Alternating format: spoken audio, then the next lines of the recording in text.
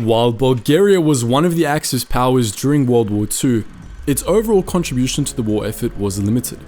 Despite pressure from Germany to do more, Bulgaria worked to position itself so it benefited from Hitler's protection without sparking conflict with the Allies, especially the Soviets. So why did Bulgaria join the Axis at all? In this video, we break down Bulgaria's trajectory in World War II and discuss why it joined the Axis and how it played both sides.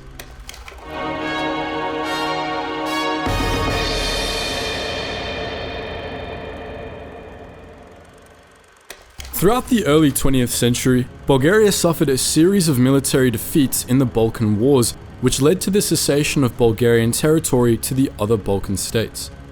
During World War I, Bulgaria aligned itself with Germany, which promised to restore Bulgaria's lost land in exchange for an alliance. Unfortunately, this did not go as planned. Bulgaria ultimately lost even more territory, including an Aegean port, in the 1919 Treaty of Neutrality. It was also restricted to an army of 20,000 men, which severely limited the nation's ability to defend itself and wage war. Now, Bulgaria's economy was truly suffering. It had lost access to the money those lost lands were bringing in, and it also had accrued a large debt from the war. In the early 1920s, Alexander Stambolisky was elected Prime Minister. Despite protests from the Tsar, Boris III, he pushed the nation toward a more communist style of government. But it did not last. A series of coups during the 1920s and 1930s led to the Tsar consolidating his power and banning communists from participating in the elections. By 1935, Bulgaria was operating under a royal dictatorship. So when World War II began, Bulgaria, still reeling from internal strife and the effects of previous wars, decided to sit this one out. Bulgaria relied on Germany for nearly 70% of its exports, but it didn't want to alienate the Western Allies or the Soviets, especially as many Bulgarians were Russophiles. In 1940, Boris appointed Bogdan Filov as Prime Minister. A pro-German politician, Filov moved Bulgaria closer to joining the Axis. Germany sweetened the deal by offering the southern Dobruja region, which was then held by Romania, to Bulgaria in the Treaty of Craiova.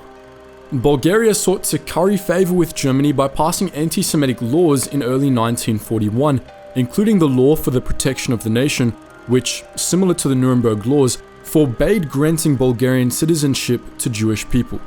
Still, Boris refused to join the Axis powers, hoping to continue receiving support from Germany and the Allies. Finally, in March 1941, after mounting pressure from the Germans as they advanced on the Balkans, Bulgaria signed the Tripartite Pact, joining the Axis. Italy failed to invade Greece, and Germany wanted to use Bulgaria as a base for a follow-up invasion of Greece and Yugoslavia. In exchange, Germany agreed to cede Thrace, parts of Macedonia, and parts of Serbia to Bulgaria, despite Bulgaria not actively participating in the invasion. At the time of the signing, Germany was in a non-aggression pact with the Soviet Union, so the signing of the Tripartite Pact saw little resistance from the general pro-Russian population. In the Bulgarian-occupied areas of Macedonia, many of the people welcomed the Bulgarians with open arms. Many were ethnic Bulgarians who'd faced persecution under Yugoslav Serbian rule. However, in Thrace and other parts of Macedonia, other ethnic groups, including the Turks and Greeks, fiercely opposed Bulgarian rule. Having regained some of its territory, Bulgaria now wanted to keep out of the conflict as much as possible. To show support for the Axis, Bulgaria declared war on the US and Britain in December 1941. This was mostly symbolic though, as Bulgaria still refused to send troops to the front. Additionally, Bulgaria refused to join the German invasion of the Soviet Union in June 1941, or even declare war on the USSR. The Tsar's official position was that the Bulgarian army was not well equipped or well trained for the task. But internally, he believed such a decision would lead to civil unrest. Within the Balkan region though, Bulgarian troops fought against the partisan communists led by Josip Broz Tito and supported the Soviets.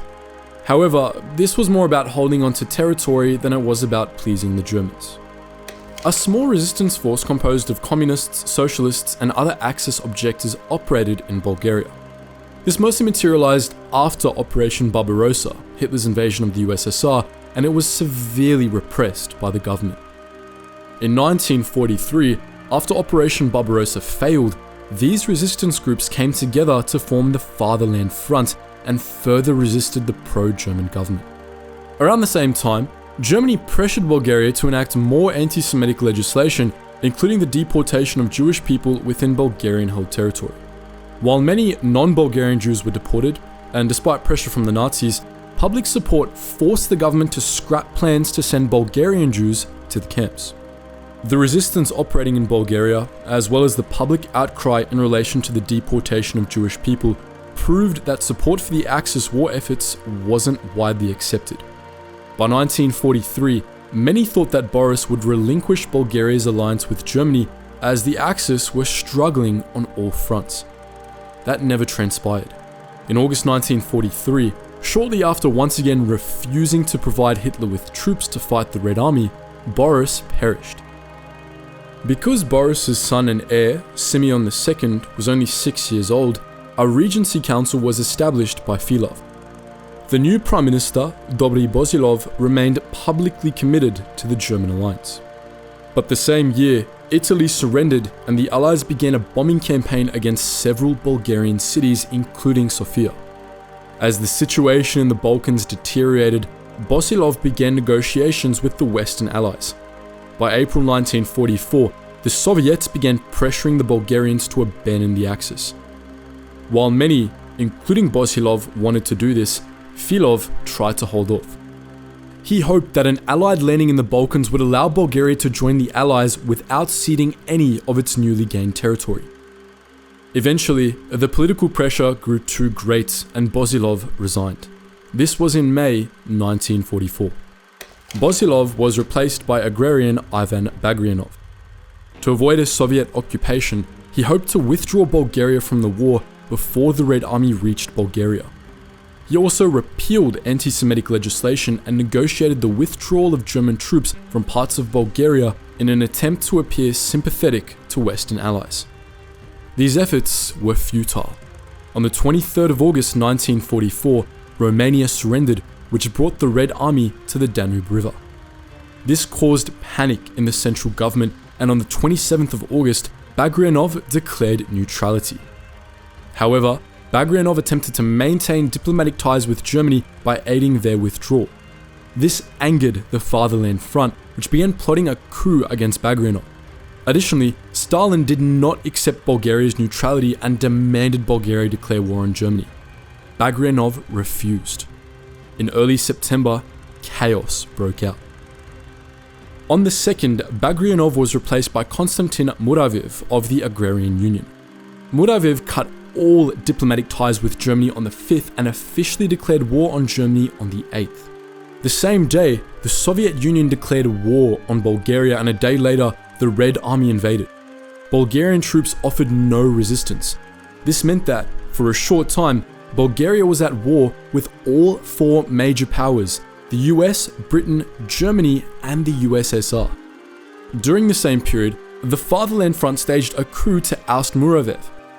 They replaced him with Kimon Georgiev of Sveno, a Soviet sympathizer who immediately began organizing an armistice.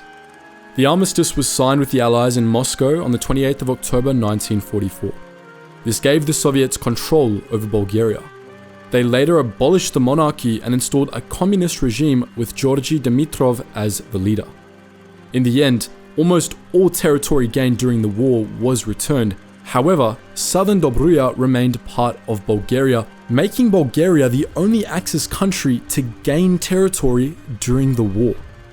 Bulgaria tried to toe the line between ally and neutral party throughout the war.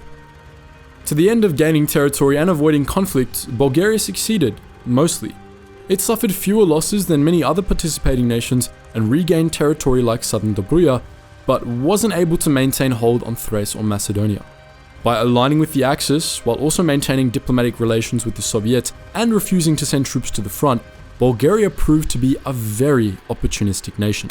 But what do you think? Did Bulgaria successfully play all sides? Do you think it would have kept more land if it had aligned with the Allies? Let us know your thoughts in the comments section below.